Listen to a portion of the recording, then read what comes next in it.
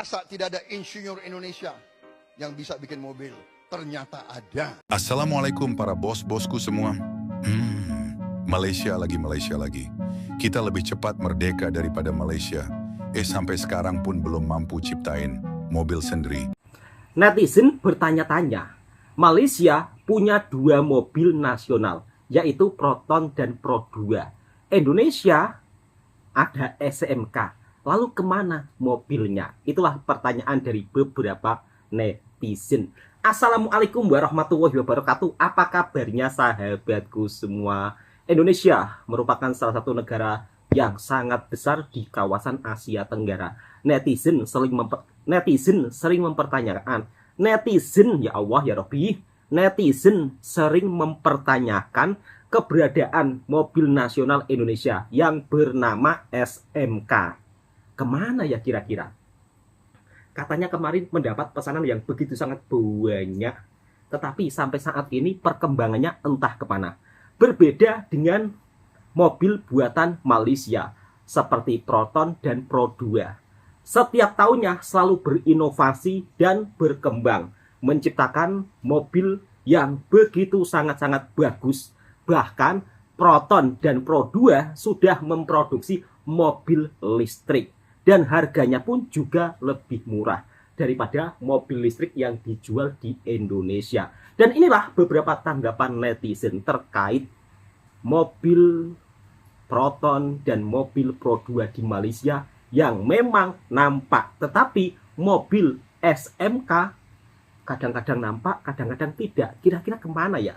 Video ini sebagai bentuk informasi. Jadi bukan intinya istilahnya mencari-cari mobil nasional yang ada di Indonesia, karena sampai saat ini produksinya sih katanya juga belum banyak, tetapi sampai saat ini perkembangannya pun juga entah kemana. Berikut beberapa saya akan mereaksi komentar dari netizen. Kalian harusnya bangga nggak sih? Indonesia berhasil punya EV-nya sendiri. Namanya SMK Bima EV. Tapi plot twist-nya, ternyata mobilnya tuh CBU dari China. Buat yang nggak tahu, CBU tuh completely built up. Atau bahasa simpel, mobilnya tuh didatengin utuh dari China. Dari bahan, manufaktur, perakitan. Indonesia tinggal terima jadi aja. Kalau ini masih bisa dibilang lokal atau enggak. Walaupun nggak sepenuhnya hal buruk ya. SMK Bima EV ini hasil rebatch atau ganti merek aja dari mobil Shinrei X30 LFV. Ada perbedaan dikit dari jok sama grill. Cuma di sini gue juga agak setengah bingung sih. Kalau misalnya full ambil dan produksi dari luar, mirror dari brand lain, dengan harapan nanti kedepannya bakal buka pabrik di Indonesia. Ini tuh strateginya untuk apa? Sebenarnya bisa aja hal bagus kalau ini bisa naikin nama brand EV di Indonesia, tapi jadi mix signal, brand lokal tapi barangnya 100% dari luar. Kalau feeling gue ini cuma buat ngebuka momentum biar targetnya di tahun depan atau nanti 2026 Indonesia tuh bisa produksi sendiri EV-nya. Soalnya kalau kita ngomong adopsi EV di Indonesia itu lumayan cepat dan momentumnya itu tergolong lagi bagus. Cuma karena ini masuk kategori teknologi yang butuh advancement yang canggih. Menurut kalian Indonesia bisa nggak ngejar? Ini pertanyaan sama di video gue sebelumnya, kenapa China itu bisa nomor 1 di EV. Salah satu caranya ya ambil teknologi luar, masukin ke sini, training orang-orang di sini. Tapi pertanyaannya, mereka mau nggak transfer teknologi sama knowledge ke Indonesia? Biasanya kalau kayak gini tuh harus ada insentif. Kalau kalian jadi China mau nggak? Apa ya udah jual barang jadi aja sih. Sampai nanti mungkin harus disusahin dulu sama pemerintah gitu.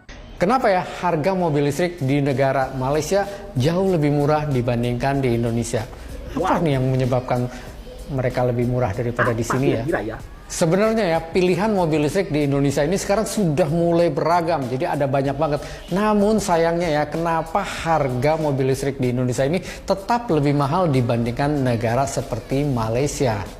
Ambil contoh ya, kendaraan listrik premium seperti BMW ya. Di Malaysia tipe BMW iX yang seri X-Drive 40 itu harganya sekitar 1,586 miliar. Sementara di Indonesia ini nih ya, mobil yang sama dijual dengan harga 2,367 miliar. Wow, terpautnya jauh banget ya.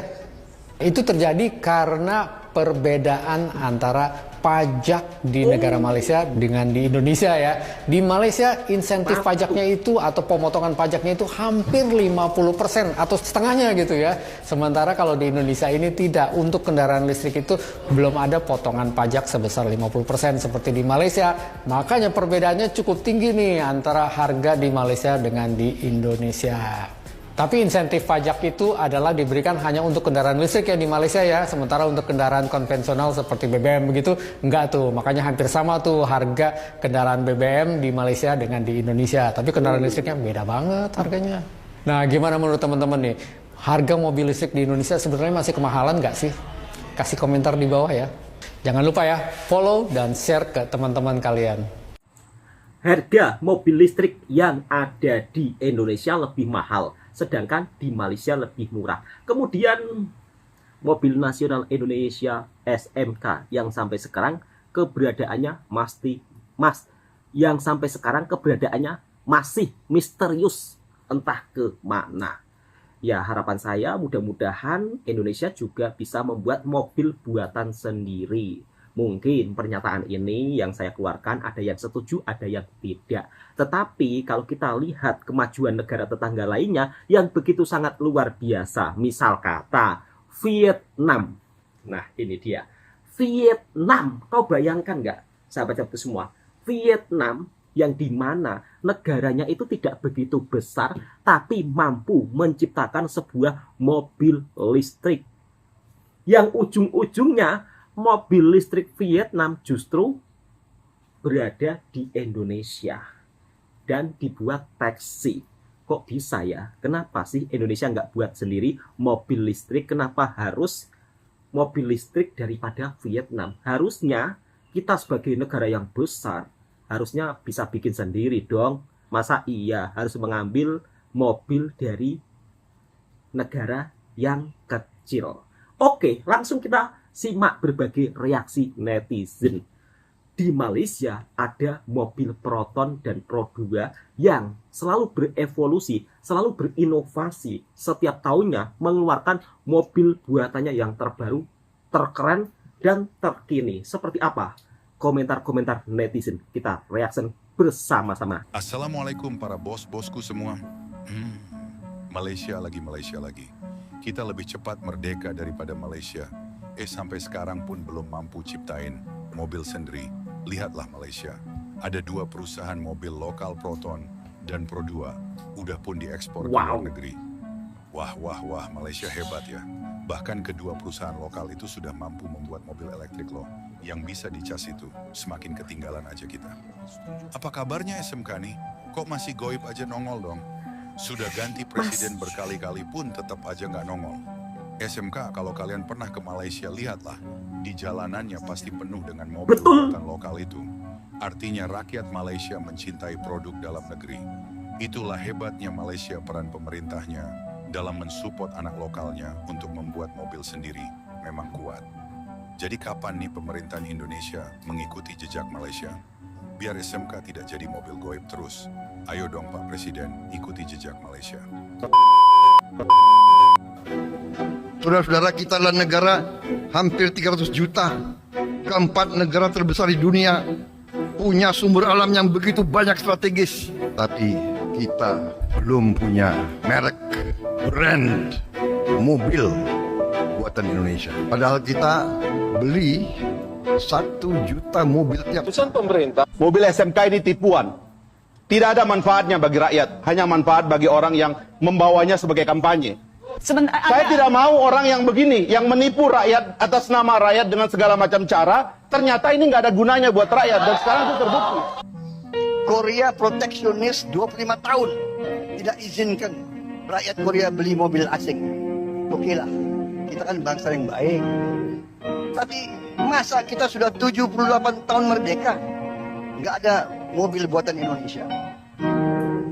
Malaysia 1/10 kita berani bikin mobil Proton. Jadi ini kembali lagi will. Jadi saudara-saudara, benar, mari kita merdeka bersama-sama. Mari kita bersiap berraya kita sendiri. Masa tidak ada insinyur Indonesia yang bisa bikin mobil? Rocky Gerung sebut mobil SMK adalah mobil simsalabim. Maksudnya gimana sih? Kayak sulap aja. Kemunculan SMK memang selalu jadi Bin kontroversial, salabim. seperti yang paling terakhir terkait kemunculannya di IMS 2023 nanti. Beberapa mobil buatan SMK diduga banyak kemiripan dengan mobil-mobil yang sudah eksis di Cina. Hal ini menarik perhatian tokoh publik Rocky Gerung. Rocky Gerung mempertanyakan kegiatan produksi di pabrik SMK yang hingga sekarang seperti disembunyikan. Rocky menduga kalau mobil SMK merupakan mobil Cina yang diklaim sebagai mobil nasional. Rocky pun meragukan kemampuan Diklaim? dan kapasitas produsen Indonesia yang belum siap memproduksi kendaraan secara mandiri. Jadi mobil SMK itu mobil simsalabim Waduh, karena bin salabim tiba-tiba gitu sudah ya? ada unitnya alias impor gelondongan Waduh. dari Cina.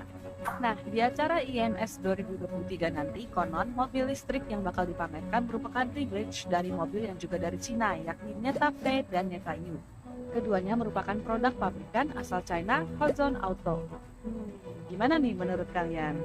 Anda bisa bayangkan 12 tahun kita dibohongi oleh mobil SMK, tapi setiap muncul mobil SMK itu selalu jadi berita di seluruh media. Jadi saya tadi kaget tahu-tahu SMK yang jelas bohong-bohongan dari Cina dikasih merek di sini, dikasih juara, 2 juaranya di pameran mobil.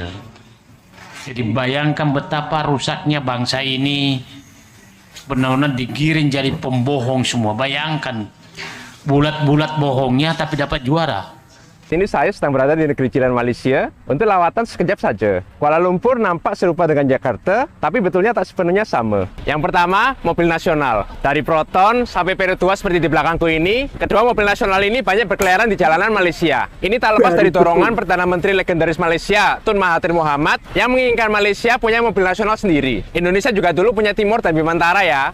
Malaysia dikenal sebagai pionir mobil di Asia Tenggara karena negara ini mampu memproduksi mobil sepenuhnya dari awal. Proton dan Peru 2 merupakan merek mobil nasional Malaysia yang telah berhasil diekspor ke berbagai negara termasuk Indonesia. Bahkan pada tahun 2002, Proton telah mengantarkan Malaysia menjadi negara ke-11 di dunia yang mampu merancang dan memproduksi mobil sepenuhnya dari awal. Malaysia dikenal sebagai negara dengan pertumbuhan ekonomi yang pesat. Menara kembar Petronas yang merupakan bangunan kembar tertinggi di dunia memiliki tinggi mencapai 451,9 meter. Menara kembar ini memiliki 88 lantai yang dilengkapi dengan jembatan penghubung antar gedung kembarnya. Gak usah kaget, memang begitu adanya. Dulu presiden katanya mau ekspor, tapi kenapa mobil SMK ini ternyata buatan Cina? SMK mendadak bikin heboh. Lama tak terdengar kabar mobil yang sempat viral ini muncul di ajang pameran otomotif internasional Motor Show 2023 yang digelar mulai 16 hingga 26 Februari 2023 di G-Expo Kemayoran, Jakarta. Mobil ini sering dijadikan sebagai ikon mobil buatan nasional, tapi ada kabar mengejutkan. Ternyata mobil ini bukan produksi dalam negeri, melainkan diimpor dalam bentuk completely built up langsung dari Cina. Udah deh, mending kita naik motor aja atau angkutan aja daripada bohongin rakyat dan pedes banget jadi ini. Cina. Mending pemilunya dimajuin aja biar lekas purna, Pak. Bertemu semula. Proton akan mulakan pemasangan tempatan bagi model Proton Saga di Mesir mulai Disember ini. Mobil buatan Malaysia nyata dan semakin mendunia. Sedangkan mobil buatan Indonesia SMK dinilai goib kata netizen. Bahkan sering disebut mobil bin salabin. Berarti kalau mobil bin salabin, mobil sulap ya. Kadang ada, kadang tidak.